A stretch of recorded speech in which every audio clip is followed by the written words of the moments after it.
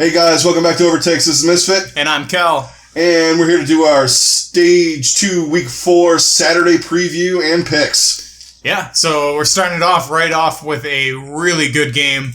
We got Seoul Dynasty, London Spitfire. Hopefully it's as good as the Seoul New York match. Yeah. Which I have a feeling it could be. It definitely has the potential to be that. But my God, like, how the hell do you even pick this game? Oh, I don't know. Depending on London's roster. Right. Well, I feel I'm assuming they're running a roster on this one. Jester, Prophet, Fury. Mm-hmm. That roster. Birdring. So yeah, this will definitely be London's best because they're playing San Francisco on Friday, so I can't imagine that's where those guys will be playing. They'll be focusing solely on this game. Yeah. So yeah. Doa. Please, Doa, stop. I had to.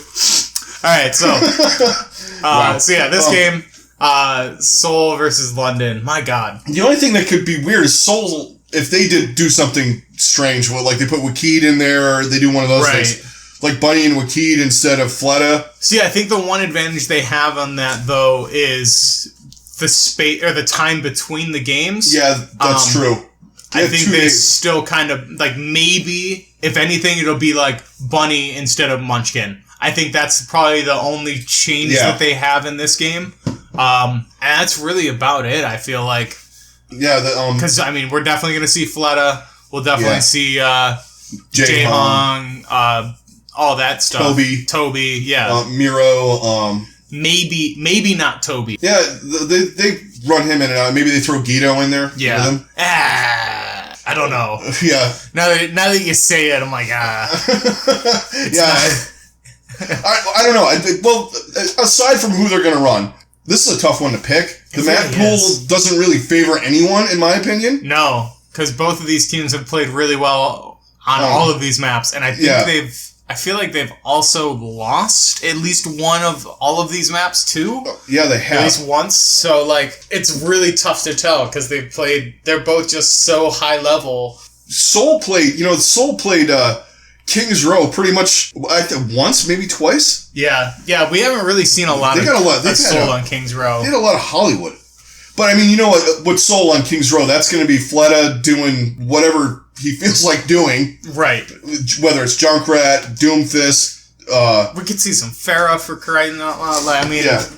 He could bust out. There's any number of things that he could bust out. And then this is, you get a lot of Hanzo on here. There's been a lot of Hanzo. Yeah. Yes. The last match they played, Libero played Hanzo on Hanamura. Yeah. Which actually, it's a good map for Hanzo. Obviously it's his home map, so it should be, but... Yeah, that was definitely... I was very surprised when they did that. But I could totally see one of these teams busting that out. I honestly don't know what team is any good, or which guys are good at Hanzo. I'm sure all of them could play Hanzo at an incredibly high level and destroy any of us. Yeah. But at this level, I don't know which guys are I'm going to bust out Hanzo because I can. I want to say Munchkin might have played some Hanzo last week, a little bit, on one of the maps they were on. Might have been... Did any of them bust it out in the first stage when they were on Junkertown? Did we see any of that there? Probably. You know what? They might have. It was either Bunny or Munchkin, because Fleta usually, if they were on attack, Fleta was generally doing the Widowmaker. Mm-hmm. Or if he wasn't doing Widowmaker, he was doing Junkrat. Yeah, because I think it was usually... It might have been... Was it one of... No, because it would usually be one of the supports that would go... Was it Toby? As Bastion. Oh, Toby would go as Bastion, yeah. Yeah, Toby would go as Bastion, so I think it might have been... I think it was either Bunny or Munchkin usually that they would do it. Yeah. Bunchkin can play Hanzo. Bunchkin as Hanzo. But London, I think they ran... Prophet, I think, did the Hanzo work. This is a tough one. It really is. Lord. I hate these hard matches. I hate picking them. Yeah, I love watching them and all this, but trying to discuss it as a... Especially between them, New York, and London. You can nitpick and find flaws on each team, right? But it's they're all pretty even, and it's almost a crapshoot. It is. I'm leaning more towards Seoul in this game. just because they fought so hard against New York. Yeah. And I think they don't want to miss out on the stage playoffs again. Yeah. Even though they're really like, I don't think they're even really in danger of losing a spot. But if to anybody, it would be against London that they would lose a spot to. Right. So I feel like they're just a little bit more desperate because right now it's the top three are those teams. Right. So actually, I feel like London actually needs this a little bit more because they do. Because Seoul and New York are tied in the stage playoffs. Yeah. Because they both have one loss. Because how many losses does London have? Well, they lost to Houston. Well, we'll just say that, they're in the top three. Yeah. And I think London has a couple losses. I know that because they lost to Boston. They lost to New York. No, wait, they beat New York. They lost to Houston. Yeah, and they not lost, Boston. I meant Houston. Yeah, I can't remember for sure. They have a couple losses. They're definitely right up there, vying for that final spot. Because top two in this stage, hands down, are New York and Seoul. We're both at one loss. Yeah. And then you have there's a train wreck behind them. The normal. Right. From what I can think, off the top of my head. But anyway. This is really tough. I don't know what to do with this one, man. I'm generally leaning more towards Seoul. That's going to be my pick. Yeah, you know what? I usually lean towards Seoul. But you know what? This one, I'm gonna take London. I'm gonna take London. I mean, that's probably better for you because every time I pick against London, I get curb stomped. So, you know, it's just how things go. Yeah. I want to prove that I don't just pick Seoul every week, too. Even though most of the time it's warranted. Yeah. To me, it might come down to maybe a little bit of the tank play right now. That London's is a little bit better than Seoul's. I really can't. And Badosin, but Jaehong, I don't know. Right, like this is almost more evenly split than it is with New York. So I mean, you got Birdring and Prophet, Bunchkin and Fleta. That's pretty fucking even.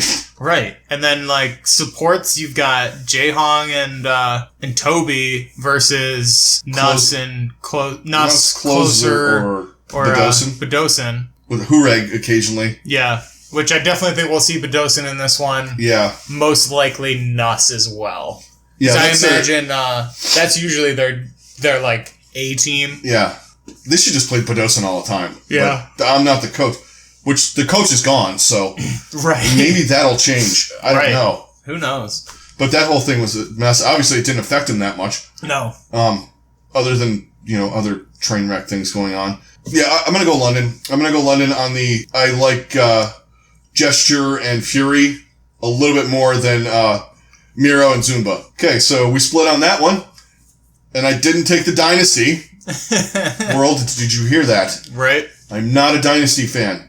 I admire their gameplay. I'm a Mayhem fan. Leave me alone. Okay, right. So on to the next match. So the next match, we got San Francisco Shotgun against the Houston Outlaws. Well, it's a fucking color nightmare, that's for sure. Oh, it's really hard to Sorry, we have the schedule on the Overwatch League, and it's... I don't know, it's like fucking highlighters on here. Yeah. Green and orange. Like fucking Wisconsin outfit. Bright orange and neon green so you don't get shot by your neighbor. Right. Shooting whatever they shoot up there. You got the hunter overlay vest and then the the safety patrol crosswalk guard or crossing guard reflector color. Okay, to the match. Okay, so San Francisco and Houston, it seems easy, right? Right. Seems easy, regardless of what happened earlier in the week. Houston's on a kind of a downtick here and kind of weird. Right. San Francisco's kind of doing their hovering thing. A hover, but it's like they're getting a slight little boost. Yeah, and the tracer play with San Francisco. That's what's really makes it kind of tough is Dante has been playing at a really high level, and Houston doesn't respond great to really good tracer play. So I think that's a big factor, but at the same time, it's still really hard to pick against Houston in this game, even with their downturn. It's hard to pick against that team with going against the team that they are. Yeah, because it's not like we're saying Jake and Lynx are bad. No. It's just the tracer play is just not great on that team. Right. I know I harp on it a lot, but if you guys watch the best teams in the league, what is the one thing that New York does? Fucking CBOB. takes over a game. He does. You know, Bunny and Munchkin, the Bunchkin, they take over games sometimes. Mm-hmm. You know, even London, Bird Ringer, or sometimes when Prophet runs it. You know, they take over a fucking game. You gotta have that. But, you know, sometimes Houston can play around that because of the way their tanks play and the way, you know, Jake was playing like the Junkrat and, you know, Linkser had, you know, the Widow thing going and all that. I think they just need to, and this map, they're on the map pool that doesn't favor them either. Yeah. This is the one they've lost on. This map setup, the Hanamura, Nepal, Hollywood, Gibraltar, they've lost on this one a couple times. They have. That being said, I'm not going to go against them because the tank play is so much better for Houston than San Francisco. Yeah. And that's the biggest thing for me is Houston's tanks are just worlds better than San Francisco's. And it's not even anything against San Francisco's tanks. It's just more of a testament to how good Houston's tanks are. Yeah, Muma and Coolmat are better than Nomi and Nevix at this point. Oh, definitely. That's a distinct advantage. And I mean, there's not really too many other tank duos that I would pick above, or that I would put above Houston anyway. Yeah, I know. They're up there. They're top 3, top 4 easily. Yeah. And San Francisco somewhere in the middle, and just like the rest of their play is kind of somewhere in the middle. I think this could be interesting. I'm probably going to pick Houston. I'm not lying. I'm playing devil's advocate for San Francisco here. The map pool is kind of weird for Houston. They're not good on this one. Yeah. Dante's been playing Tracer good, and you don't know what you're going to get out of Baby Bay. If Baby Bay has one of those games where he starts popping off on Soldier, which is most likely he's going to be playing a lot of in this map pool. Between Soldier and Widow. I think that's his best bet. The one thing is whether Linkser can keep him in check or not. Yeah. And I would, in that matchup, I'm going to go with Linkser. Yeah, so am I. It's hard to tell. Yeah. But at the same time, I mean, there's been times where we've seen Baby Bay just completely take over. Yeah. So if he just kind of gets in that mindset and that mentality, there's definitely potential for him to throw a wrench in everything. I think so too. I think it's going to go. I'm going to throw this out there. I think this is going to go 5. I'm probably one of the few people that think that. How's this? At least the map 4 is going to matter. I mean, I could be completely wrong. Houston could steamroll them. I'm going to take Houston anyway, but I think San Francisco shows up in this one. Yeah. Mostly from the DPS play. And it's that I think their DPS are even. I don't think that one's better than the other. I think they have the better Tracer, but on the other, Jake and Linkser have the better combination of other heroes. Yeah, I would agree with that. Maybe Houston can run, Linkser more on the Genji and have Jake, who has a really good 76, play more of that. Right. I think that's something they need to look into instead of having Jake play Tracer all the time. He's a really good soldier. These maps all favor soldier. In a certain way, and Linkser's not terrible on Tracer. Yeah, I'm gonna go with Houston, but I think this is gonna be a match. I agree. All right. Yeah, I'm right there with you. So let's move on to the final match of the week. Is kind of a dud. We get the Dallas Dumpster Fire versus the Philadelphia Fusion. Can we just say we're both picking Philly and move on? Just don't want to talk about this team anymore. This is not the team you're looking for. Right. Move along. We'll get into it a little bit more, I guess. I'm going to fucking say this, and if the players are listening to this stuff, and I know they get pissed at some of these guys, but I'm not fucking knocking them as human beings. No. I'm not knocking even the way that they're on paper playing. They don't fit with each other. No. Dude, you guys have all had girlfriends, boyfriends, goats, whatever the fuck you are into, that you don't get along with, and you break up. It's time to break up, Dallas. Yeah. Just break it up. Yeah, it's getting ugly, uglier than it was too, and that's the shocking thing. And it's like every day you're like, oh, whatever, you kind of. I go on Twitter, I'll check things out, or like if I'm doing stuff like I missed part of the match, I wanted to check it out again, or something I wanted to see, and you go on and there's fucking 8 videos, and Twitter's lit up with Dallas Fuel stuff. Yep. Of course, if they do something, there's going to be no clickbait for this league at all. Right. Because now you can just put Dallas Fuel, what the fuck? And then, you get a bunch of people just check it out because, oh, look, more Dallas Fuel news. Right, exactly. Because it's just a constant stream of drama. And Yeah, and just crap. I want to talk about them playing. Right, exactly. I want to talk about I want to talk about the sport or the games in general. Like I don't want to. It's the same issues I have with the NBA. It's so much of the time it's all about the personalities and the drama behind the scenes and all that crap, and let's talk about the actual stuff that's happening on the court. Yeah. Let's talk what's on the court. Right. And so this week on Dallas, Bobby Joe goes on Twitter and lights up JR. Right. In other news, yeah, the Carringtons can't play tank, and someone else set something on fire. Right. Besides their fucking team. Anyway, you know what I mean. Anyway, Fusion need to win this too, because they've been up and down. They were really hot at the beginning, and now they're kind of moving along. They're kind of evening out. Not counting the beginning of this week because they played Shanghai. They need to win this. Yeah, they do, and if they want to stay relevant at all, whether it's just this stage and from the rest of it on, they need to win this game. And they need to keep the map thing going, because they were moving up with the map pool. Mm-hmm. They were moving up in the standings with the map pool, but when you got the Gladiators are catching up to them. I mean, they're only Boston's got a slight advantage on them. The Gladiators are one behind them. Right. 1 loss and 1 map. Boston is 1 loss and 5 maps on them. So they actually need to kick the shit out of Dallas. Yeah. To maintain their standing, their position in the standings. And I think they definitely have the ability to do that. Yeah. And I think we will see it, because Dallas is just in a free fall at this point. And it's not even on the field stuff. Well, it kind of is, and it kind of is not. And you know what? I'm going to say it too. And you guys can fucking light me up. You know what? It's time to get rid of the fucking coach too. I don't give a shit how good of a guy he is. You know what?